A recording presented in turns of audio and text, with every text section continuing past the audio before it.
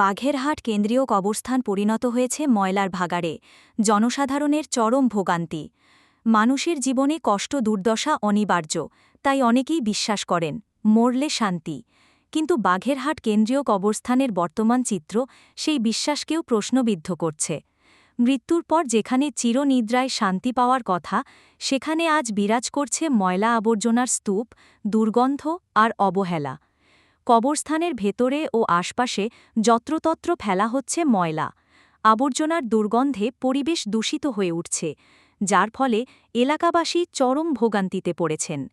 সাধারণ মানুষ বলছেন, যদি এই দুর্গন্ধ ভিডিওর পর্দার মাধ্যমে অনুভব করা যেত, তাহলে হয়তো দর্শকরা সেটি দেখা কঠিন হয়ে যেত।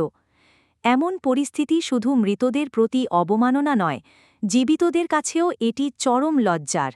যে কবরস্থানে প্রিয়জনকে সমাহিত করা হয় ভালোবাসা, শ্রদ্ধা আর সম্মানের সঙ্গে, সেই স্থানই এখন পরিণত হয়েছে আবর্জনার ভাগাড়ে। স্থানীয়দের অভিযোগ, দীর্ঘদিন ধরে অবব্যবস্থাপনা, নজরদারির অভাব এবং কর্তৃপক্ষের উদাসীনতায় কবরস্থানের এ করুণ পরিস্থিতি তৈরি হয়েছে। মানুষ মনে করেছিল মৃত্যুর পর অন্তত শান্তি মিলবে, কিন্তু এই অবস্থার কারণে শান্তি এখন অধরা হয়ে পড়েছে।